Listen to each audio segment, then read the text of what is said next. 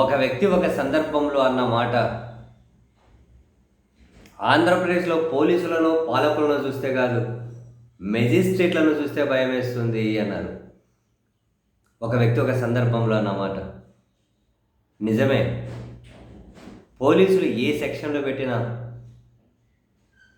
ఏ కేసులతో వెళ్ళినా, 7 ఏళ్ళకి జైలు శిక్ష లోపల పడేటివి అయినా, అసలు ఏదైనా పర్వాలే, పోతేనే రిమాండ్ రాసి పడేయడమే.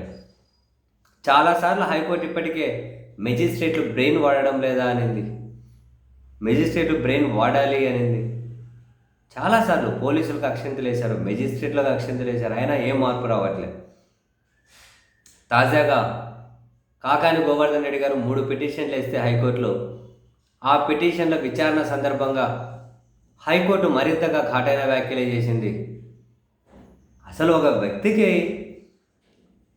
పీటీ వ్యారెంట్ దాఖలు అంటే పీటీ వ్యారెంట్ను అలో చేస్తున్నారు అంటే, పీటీ వ్యారెంట్ ఇష్యూ చేస్తున్నారంటే ఎందుకు ఇష్యూ చేస్తున్నారో చెప్పక్కర్లేదా? కారణాలు చెప్పకుండానే పీటీ వ్యారెంట్ జారీ చేసేస్తారా?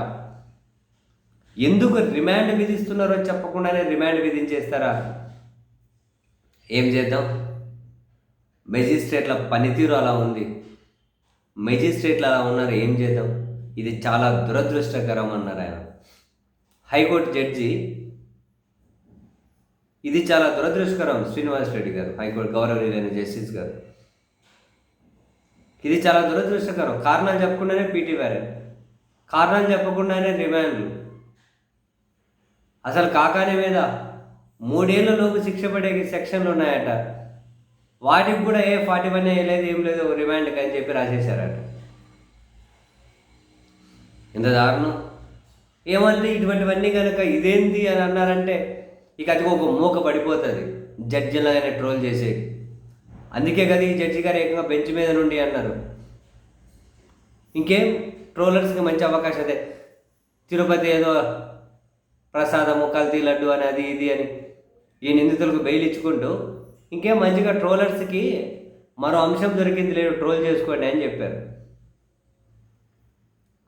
జడ్జి గారు కూడా. అలా అనడం ఎంతవరకు కరెక్ట్, చర్యలు తీసుకోకుండానే సరే తర్వాత మాట్లాడుతున్నాం. మెజిస్ట్రేట్లు చూడండి అంటూ ఉన్నా, ఇంత యాంత్రికంగా ఎలా పనిచేస్తున్నారు, మరి ఏం ప్రయోజనాలు ఎవరు ఆశిస్తున్నారు? ఇలా మనం ఇంతకుముందే ఒకసారి మాట్లాడుకున్నాం, ఆ హైదరాబాద్లో ఒక టీవీ స్టూడియో మీద అంత దాడి, అసలు విజువల్స్ కానీ అంత స్పష్టంగా కనిపిస్తూ ఉన్నాం. అది ఒక నిరసనగానే చూసింది అక్కడ మెజిస్ట్రేట్లు, అక్కడ కోర్టులు హైదరాబాద్లో. రిమాండ్ కానీ విధించలేదు. కానీ ఇక్కడ హైదరాబాద్లో టీవీ స్టూడియో మీద జరిగిన దానిలో హత్య కేసులు పెట్టారు, హత్యాయత్నం కేసులు, అయినా రిమాండ్ కూడా విధించలేదు. ఇక్కడ 3 ఏళ్ల లోపమైనా సోషల్ మీడియాలో పోస్ట్ అయినా రాగానే డైరెక్ట్ రిమాండ్ రాసి పడేయడమే. మీరు కాదు, హైకోర్టే భయపడుతుంది మెజిస్ట్రేట్లను చూసి. అసలు ఎటు వెళ్తున్నాము, ఏంటి వీళ్ళ వ్యవహార శైలి అని. ఏం చేయాలి ఇంకా?